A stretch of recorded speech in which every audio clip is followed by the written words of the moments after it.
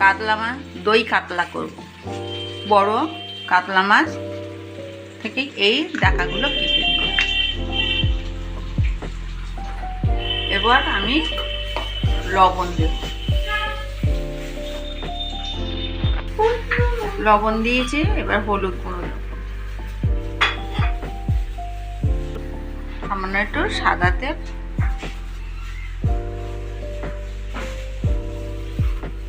তাওয়া গলা গরম হয়ে গেছে, সাদা তেল দিচ্ছি। লবণ, তেল, হলুদ, লবণ মাখিয়ে নিচ্ছি। তেল গরম হয়ে গেছে ভাজার জন্য।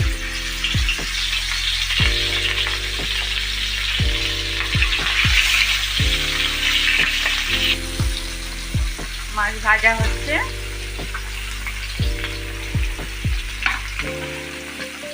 খুব কড়া করে ভাজবো না, একটু হালকা ভাজবো। মাছ ভাজা হয়ে গেছে।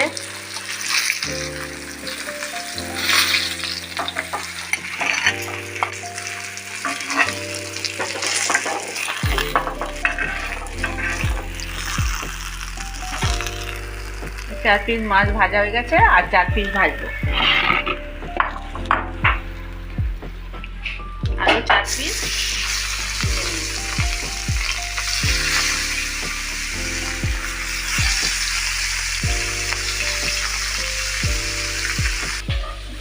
কড়া গরম হয়ে গেছে, সাদা তেল দিচ্ছি।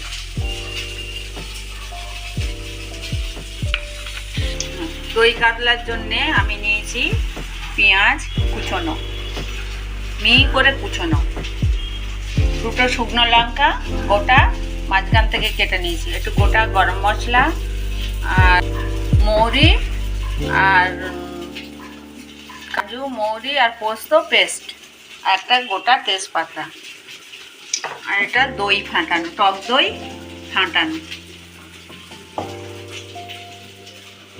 তেল গরম হয়ে গেছে, এবার আমি দিচ্ছি পেঁয়াজ কুচানো, গোটা গরম মশলা আর শুকনো লঙ্কা, তেজপাতাটাও একসঙ্গে সব ফ্রাই,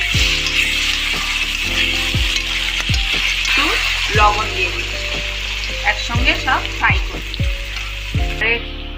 কাজু, পোস্ত আর মৌরি পেস্ট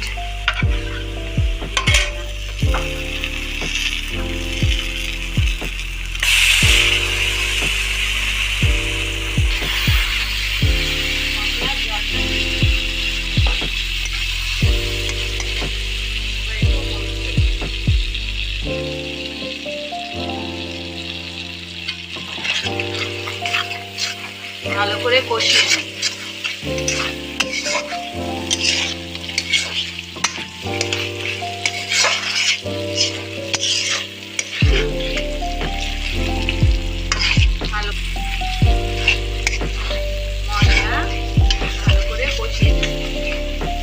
তেল ছাড়ছে,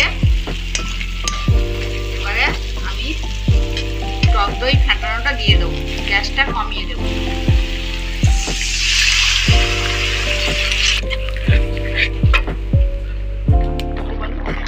মশলাটা ভালো করে কষানো হয়ে গেছে, এবার একটু পরিমাণ মতো জল দেব। 8 পিস মাছ তো একটু জল দেব। এটা ফুটে গেলে মাছ দেব, ঢাকা দিচ্ছি। দই কাতলা রান্নার জন্য মশলা জল ফুটে উঠেছে। দই কাতলা তরকারি সাদাই হয়, যারা কালার পছন্দ করেন তারা একটু কাশ্মীরি লঙ্কার গুঁড়ো দিয়ে দেবেন।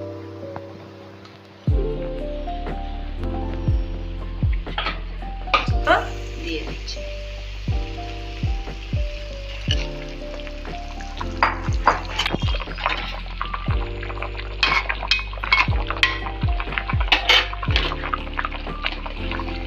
এবারে আমি চিনি দেব না বলে 2টো বাতাসা দিয়ে দিচ্ছি।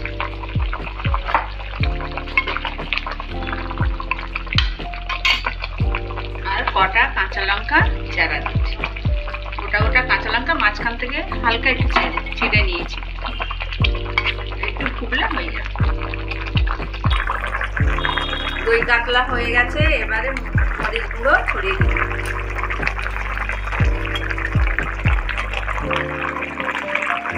কয়েকটা বেশি করে কাঁচা লঙ্কা দিয়েছি, ওই জন্য একটু ঝাল ঝাল চলছে।